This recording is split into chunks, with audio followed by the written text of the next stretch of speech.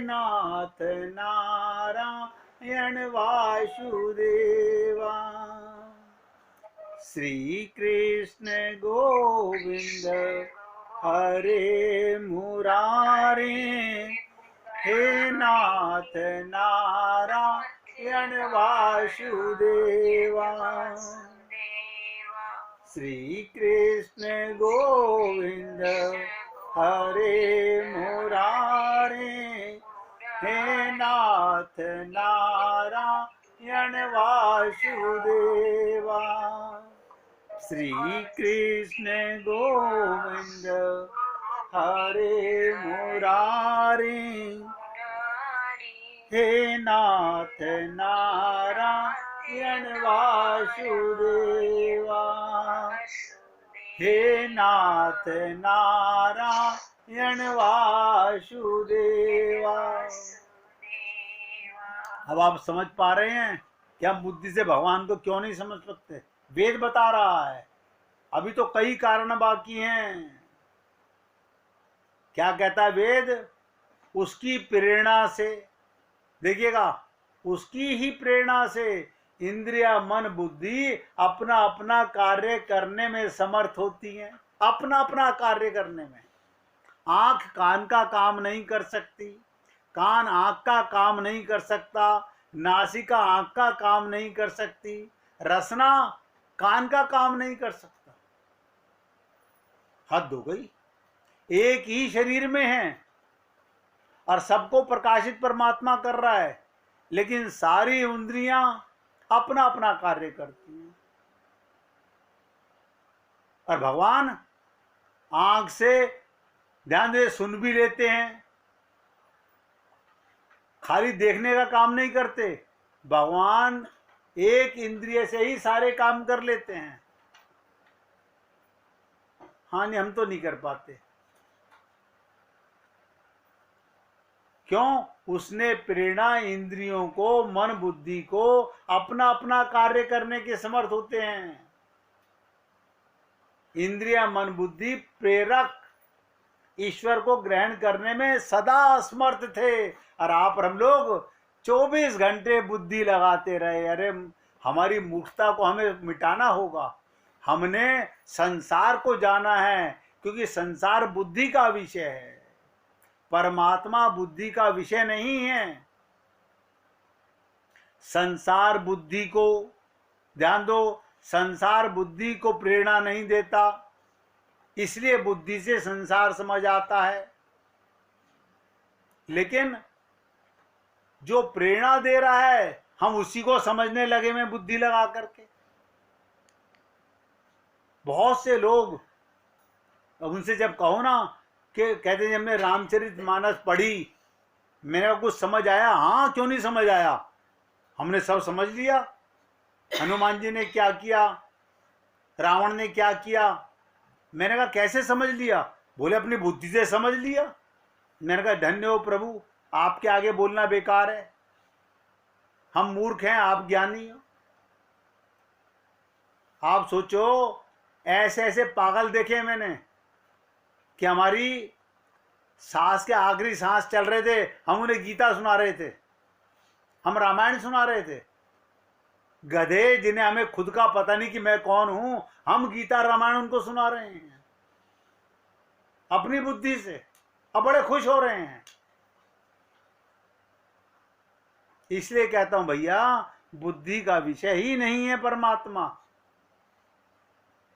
और आप और हम लोगों को मैं रोज निवेदन करता हूं कि देखिए, हे पुण्य आत्माओं, मैं यही बोलता हूं, आप बुद्धि मत लगाइएगा, क्योंकि परमात्मा का प्रेम बुद्धि का विषय नहीं है।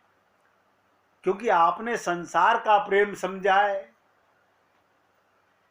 वो बुद्धि का विषय है। परमात्मा को और संसार को हम एक ही बुद्धि से समझना चाहते हैं। हम उसी आंख से परमात्मा को देखना चाहते हैं जिस आंख से हम संसार को देख रहे हैं। ये भूल जाते हैं कि ये आंख भगवान ने जो लगाई है, संसार को देखने के लिए लगाई है। ये माइक आंख है उस दिव्य परमात्मा को देखने के लिए दिव्य आंख चाहिए। अब ये मत कहना वो कैसे मिलेगी, फिर बुद्धि लगाई कैसे मिलेगी, वो मिलेगी हरि की कृपा से मिलेगी। शरणागत अगर हम हो जाएंगे तो मिलेगी, 100% मिलेगी। क्यों, कैसे मिलेगी, इसका क्या प्रमाण है कि जो जाकी शरण गयो वापे वाकी लाज। शरणागति जाओ, अगर नहीं मिलेगा तो उसकी लाज जाएगी, हमारी लाज नहीं जाएगी। उसकी बदनामी होगी, हमारी बदनामी नहीं होगी।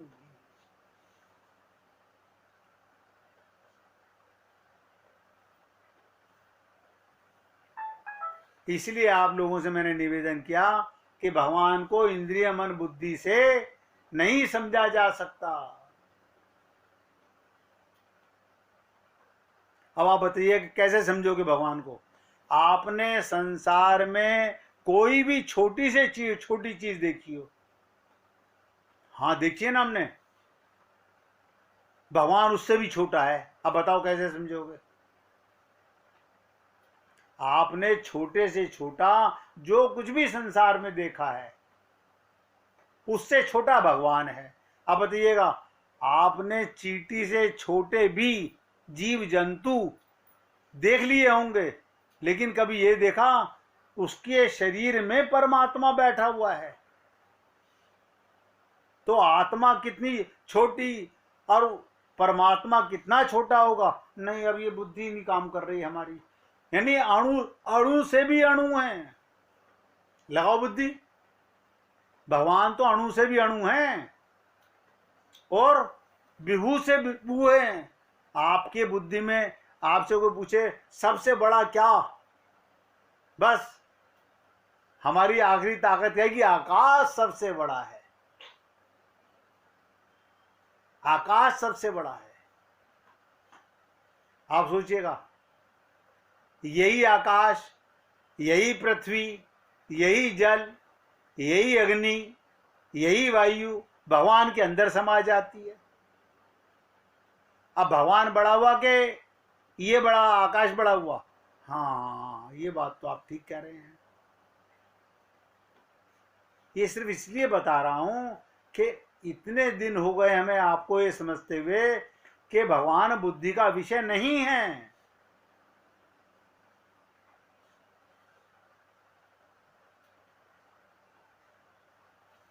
तो सोचिएगा, भगवान सबसे छोटा सबसे बड़ा है, ये वेद कह रहा है। छोटी से छोटी वस्तु में भगवान व्याप्त है और बड़े से बड़ा इसलिए आवश्यक है, उसे बुद्धि से नहीं समझा जा सकता। और थोड़ा सा बुद्धि पर जोर डालने का प्रयत्न करते हैं। देखिए, आगे आगे मैं भगवान की लीलाएं सुनाना चालू करूंगा, लेकिन कब, जब आप बुद्धि लगाना बंद कर दोगे।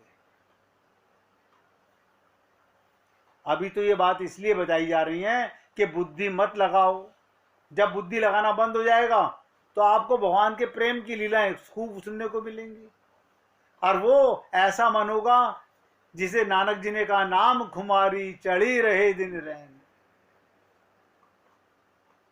वो प्रेम की खुमारी, और पिलाओ और पिलाओ और पिलाओ, बंद मत करो।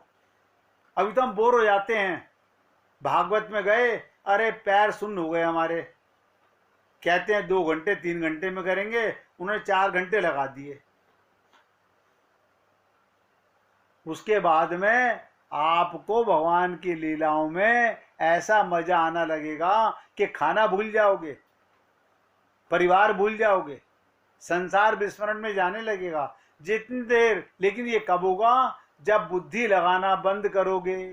अभी तो हमारे बुद्धि में क्या रहता है, अब बस सत्संग खत्म हो तो हमें ये काम करना है। हमारी बुद्धि दो काम करती है, सत्संग का मजा भी लेना चाहती है और ये भी लगी रहती है, अब मुझे ये काम करना है, अब मुझे वहां जाना है, अब मुझे ये लाना है। ये बुद्धि का काम है। अब आप सोचिएगा, एक और चीज बताता हूं आपको।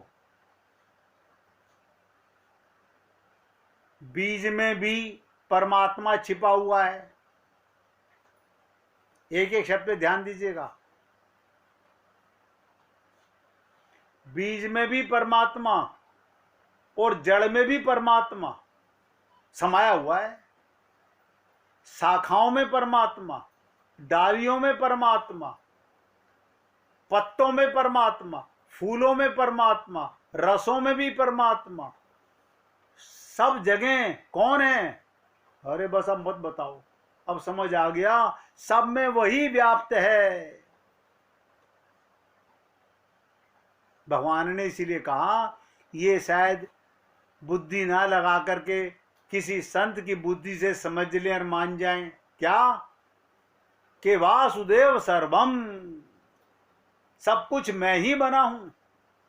बीज आप जर आप ही, समझिएगा, बीज आप ही और जर आप ही, डार पात पुनि आप, फूल मैं पुनि आप फल, रसना पुनि विधि आप। हाँ, ये अब तो समझ आ रहा है, लेकिन कल तक सब 0 में सो जाएंगे हम लोग। कारण क्या है?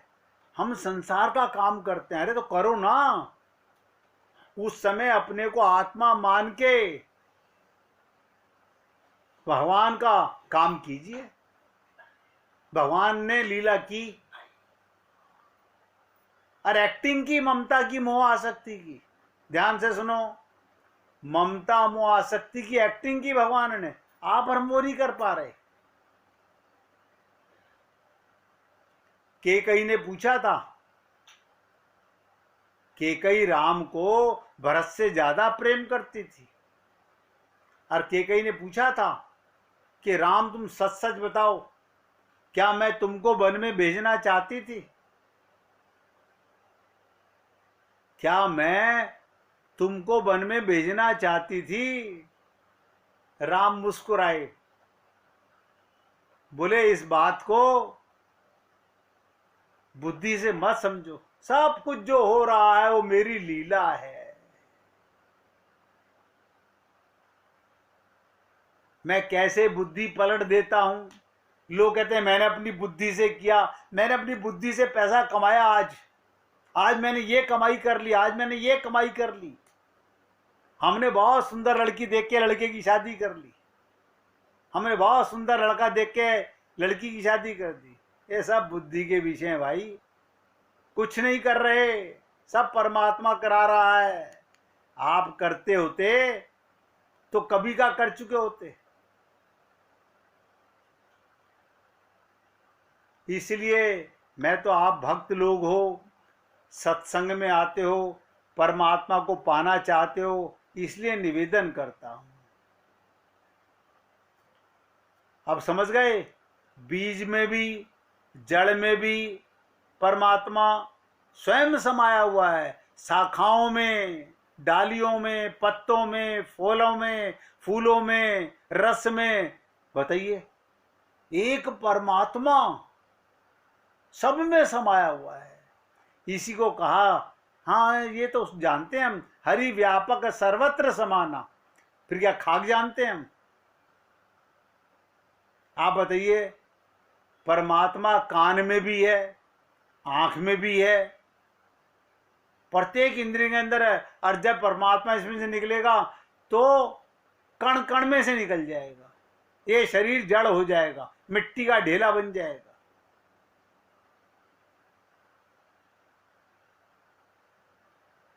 इसलिए आप बहुत सहिष्णुता से समझने का प्रयत्न करेंगे तो मान के चलिए एक दिन बुद्धि लगना बंद कर देगी, विश्वास का विषय बन जाएगा, श्रद्धा का विषय बन जाएगा।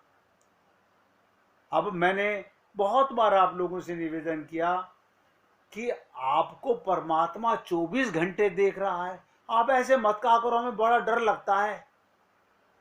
अरे तो मेरे ना कहने से परमात्मा देखना बंद कर देगा? आपके मंदिर में पर्दा डालने से परमात्मा देखना बंद कर देगा?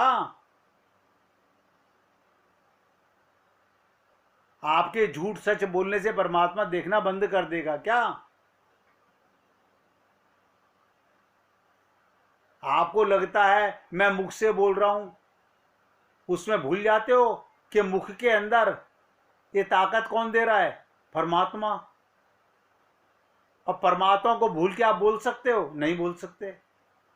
जब मुख से किसी की बुराई करते हो, कानों से बुराई सुनते हो, तो ये भूल जाते हो कि परमात्मा सुन रहा होगा।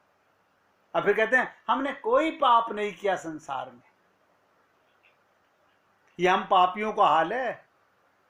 हम कहते हैं हमने कोई पाप नहीं किया।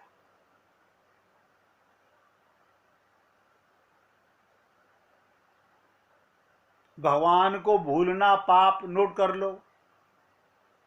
और भगवान को याद रखना पूजा, प्रेम, बस छोटी सी बात है। इसी को कहा जाता है कि ध्यान में रखना सदा भगवान रहते साथ में। लेकिन ये ध्यान रखे कौन? इसीलिए मैंने कहा कि नाम खुमारी नान का, क्योंकि आज मैं प्रेम के रस के सार की आगे बढ़ने की चर्चा कर रहा हूं। और इसलिए कर रहा हूं, पहली बात बता रहा हूं कि आप भगवान को बुद्धि से नहीं समझ सकोगे। और चढ़ी रहे दिन रैन, बहुत गहरा शब्द है खुमारी। खुमारी शब्द बहुत गहरा है। खुमारी का अर्थ होता है ना तो बेहोशी और ना होश, ना तो बेहोशी ना होश, दोनों और दोनों नहीं।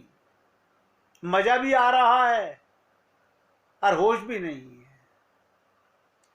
कुछ कुछ होश है और कुछ कुछ बेहोशी है। दोनों का मिलन जहां हो रहा है, इसी को तो प्रेम कहते हैं।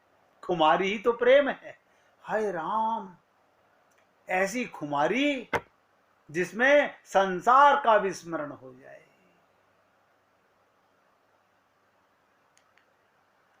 आप सोचिएगा, कभी ऐसा होता है कि आप संसार को भूल जाते हो? नहीं, ऐसा नहीं होता। क्यों नहीं होता? क्यों नहीं होता? सोचिएगा।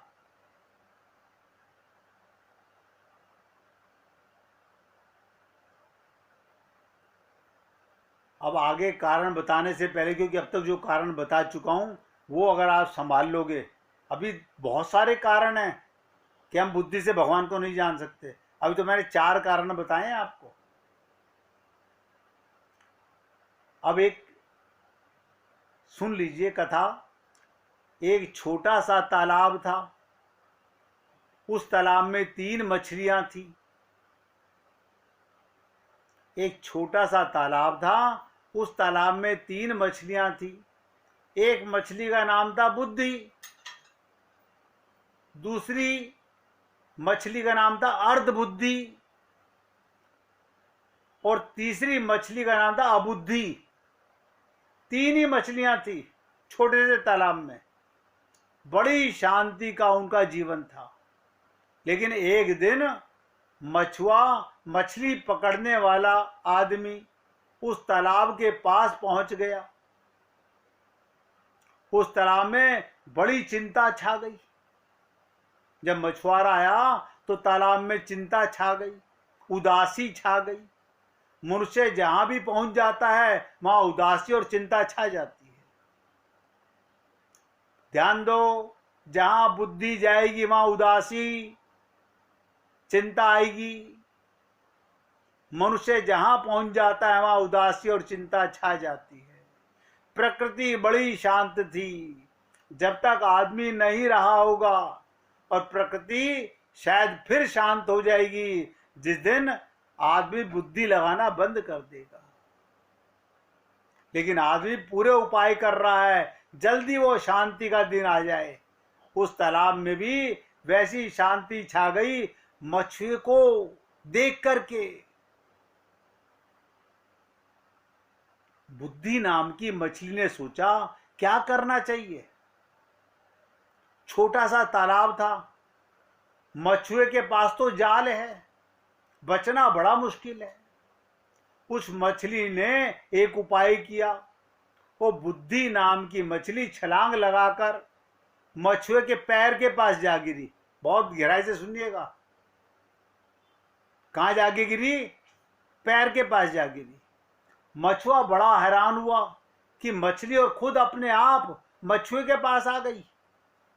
उसने मछली को उठाकर देखा, लेकिन वो मछली श्वास बंद किए हुए थी। मछुए ने समझा वो तो मरी हुई है, उसने वापस तालाब में फेंक दिया। वो मछली मुर्दे की भांति डूब गई और नीचे तलहटी में जाके बैठ गई। अब दूसरी बुद्धि मैंने बताई थी, दूसरी मछली का नाम क्या था? अर्ध बुद्धि। वो दूसरी जो मछली थी वो हमेशा इस बुद्धि के नाम की मछली का अनुकरण करती थी। वो उसकी फॉलोअर थी, उसकी अनुयायी थी। उसे सोचा ये तो बड़ी तरकीब है, आदमी को भी धोखा दिया जा चुका।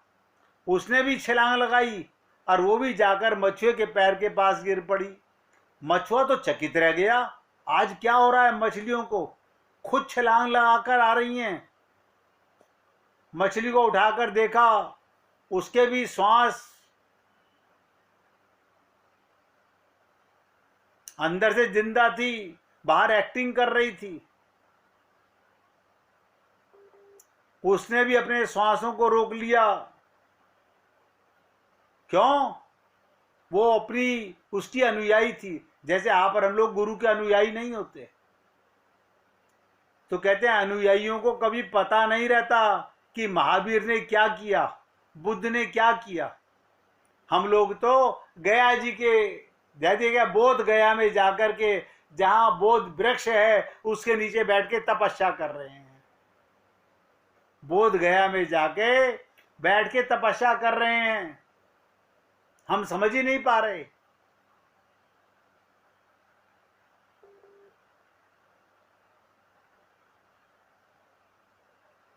लेकिन मछली ने भीतर क्या किया, जीवन के साथ क्या किया? मछुए ने कहा अरे ये तो जिंदा है। उसने उसे अपने झोले में डाल लिया। ध्यान दीजिएगा,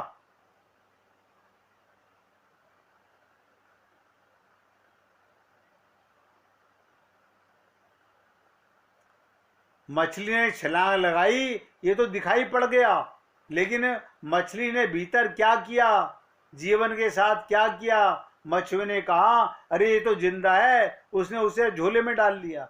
लेकिन वो मछुआ इतना हैरान हो गया कि मछलियों को उछलते देखकर कि झोले का मुंह बंद करना भूल गया। मछली बहुत घबराई, ये तो बड़ा धोखा खा गया। लेकिन झोले का मुंह खुला था, उसने छलांग लगाई, वो पानी में वापस जा गिरी। वो जाकर फिर नीचे बैठ गई। तो बुद्धि नाम की मछली से उसने जाकर पूछा मैं तो फंस गई थी। उस बुद्धि नाम की मछली ने कहा अनुयायी हमेशा फंस जाता है, ये शिष्य गुरु से ज्यादा अपने आप को बुद्धिमान मानता है, इसलिए फंस जाता है। अब ध्यान से सुनिएगा, तीसरी मछली जो अबुद्धि थी,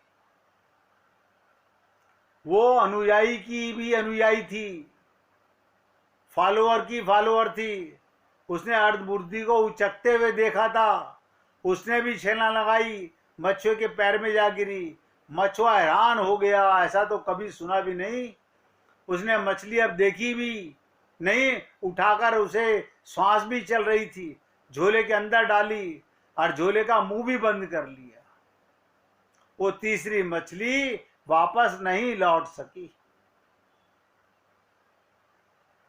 अब आप सुनिएगा ये कहानी मैं क्यों सुना रहा हूं। हम लोगों के साथ भी करीब करीब ऐसा ही हुआ है। कुछ लोग तो वे लोग हैं जो अपनी प्रतिभा, अपनी बुद्धि से जीते हैं और जीवन का साक्षात्कार करते हैं। कुछ लोग वे हैं जो अनुगमन करते हैं, कुछ लोग और हैं जो अनुयायियों का भी अनुगमन करते हैं। इन तीसरे लोगों का तो कोई भी भविष्य नहीं है। दूसरे लोगों का भी जीवन बड़ा कठिनाई में है, व्यर्थ की कठिनाई में पड़े हुए हैं। केवल पहले तरह के लोग ठीक से जा पाते हैं, पूर्ण शरणागति। उस मछली का नाम था बुद्धि, गुरु उसका अनुयायी, और उसका अनुयायी, उसका नाम अबुद्धि। हमारा नाम क्या होगा?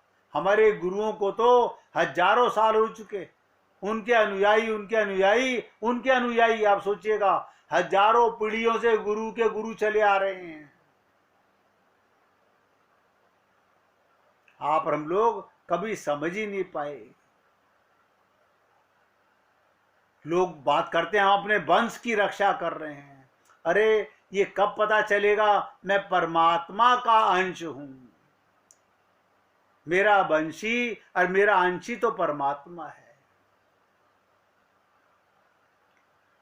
किसी के पीछे जो जाता है, पहली बात उसने आत्मविश्वास खो दिया।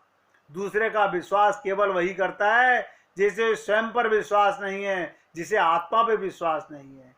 मैं निरंतर कहता हूं किसी पर विश्वास मत करो, तो लोग समझते हैं शायद मैं विश्वास का विरोधी हूं। विश्वास का मतलब फिर बुद्धि ना लगाना, जो कि हम गुरु के प्रति कभी शरणागत नहीं हो पाते।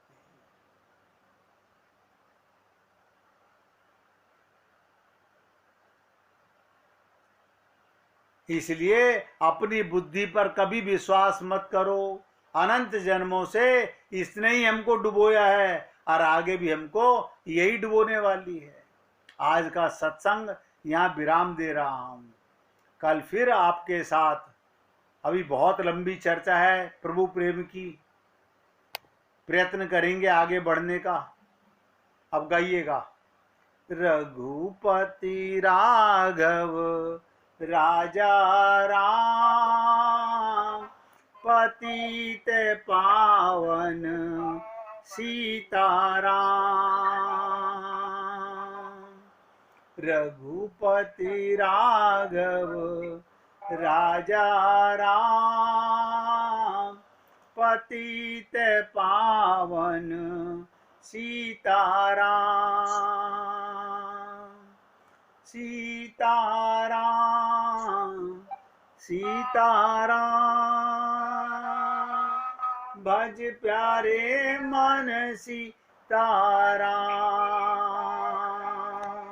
सीताराम सीताराम, भज प्यारे मन सीताराम। बोलिए सियापति रामचंद्र भगवान की जय। राघवेंद्र सरकार की जय। जय जय श्री राधे। बोलिए लाल जी का मंगल हो, सभी भक्तों का मंगल हो। सबको राधे राधे भैया, राधे राधे जी, सबको राधे राधे जी, राधे।